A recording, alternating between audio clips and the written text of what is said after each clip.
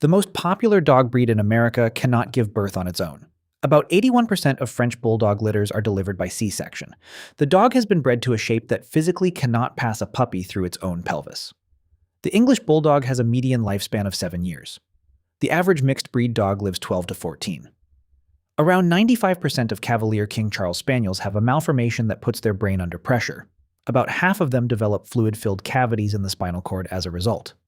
In October 2023, Norway's Supreme Court ruled that breeding Cavaliers violates the country's Animal Welfare Act. None of this is a disease, and none of it is an accident. These are the results of decisions that were made over and over again for 150 years. But to understand how we got here, you have to go back to where the relationship started. Roughly 25,000 years ago, somewhere in Siberia, wolves began following human camps. They weren't conquered or captured. They were just tolerated near the edge of the firelight because the less fearful ones ate better and survived longer when they did. And humans got something out of it too: early warning systems, hunting partners, and warmth on cold nights. Neither side was in charge. It was a mutualistic feedback loop running on its own. For tens of thousands of years, this was the deal. Dogs were shaped by what they needed to survive: alert, durable, functional. The deal held for a very long time. But then something changed in the 19th century. And the reason it kept changing, decade after decade, has less to do with dogs than it does with the way our brains are wired. The first formal dog show was held in Newcastle, England, in 1859. By 1863, a similar event in London was drawing 100,000 visitors in a single week. In 1873, the Kennel Club was founded. The American Kennel Club followed in 1884. These were not rogue actors. They were institutions with stated purposes: consistent rules, pedigree tracking, official records. But they did two things that, working together, produced the damage. The first thing was closing the stud books. Once a breed's registry is closed, no outside genetics can enter. Inbreeding becomes mathematically inevitable, not from malice, just from the arithmetic of a closed population over generations. Between 1980 and 2012, average inbreeding coefficients across kennel club breeds doubled. About 70% of founder alleles were lost. The second thing was rewarding exaggeration. If the breed standard says flat face, then flatter wins. If it says heavy wrinkle, then heavier wins. There is no ceiling. More keeps winning until the dog can't breathe. But that only explains how it happened. It doesn't explain why anyone kept going once the damage was visible. So why did the selection pressure keep pointing in the same direction? The answer comes from a paper Konrad Lorenz published in 1943. Lorenz identified a specific set of features that trigger the human caregiving instinct: large rounded head, high forehead, big eyes, small nose and mouth, soft, rounded cheeks. These are the features of a human infant. Your brain evolved to find them irresistible, so you wouldn't abandon your own helpless baby. In 2009, neuroscientists scanned the brains of women looking at baby schema faces. The images activated the nucleus accumbens, the same reward circuit triggered by food, sex, and drugs. So this is not a preference. This is a hardwired neurological response. And here is the part that matters for dogs.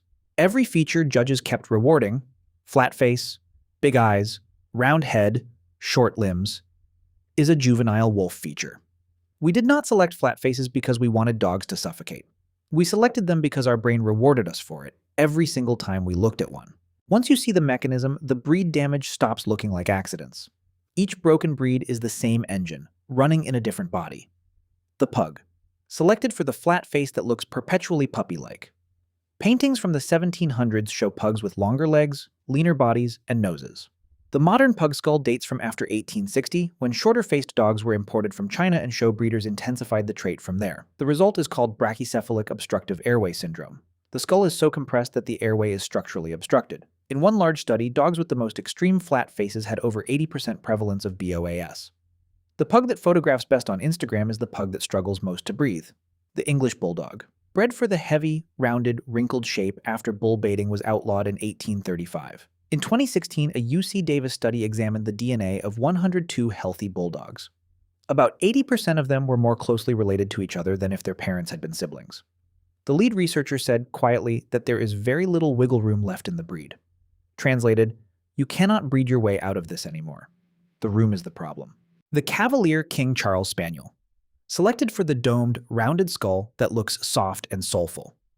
The problem is that the brain inside has kept growing to roughly Labrador size, while the skull around it has been bred down to fit a small spaniel. About 95% of Cavaliers have the underlying malformation. Roughly half develop syringomyelia, fluid-filled cavities that form in the spinal cord because the cerebrospinal fluid has nowhere to go. Over 90% of them have mitral valve disease by age 10, making it the leading cause of death in the breed. The Dachshund. Bred for the low, elongated silhouette that let it follow a badger into a burrow. The same gene that produces the shape, the FGF4 retrogene, also causes the cartilage in every spinal disc to start degenerating before the dog turns 1. By age 7, around 20% have had a clinically significant disc event. Some of them end up paralyzed. And then there is the amplifier. French Bulldogs have 39.8 million hashtags on Instagram. Their registrations grew 414% in a decade. They have been the most popular dog in America for 4 consecutive years, so the platform that rewards the most visually striking shareable images is now selecting for the same features the show Ring selects for. The algorithm and the baby schema are pointing in the same direction. But none of this had to happen, and the proof is a dog you've already seen. The German Shepherd, or rather, 2 German Shepherds. The working line German Shepherd was bred for function, police work, search and rescue, military service. Captain Max von Stephanitz, who created the breed in the 1890s, wanted a useful working dog.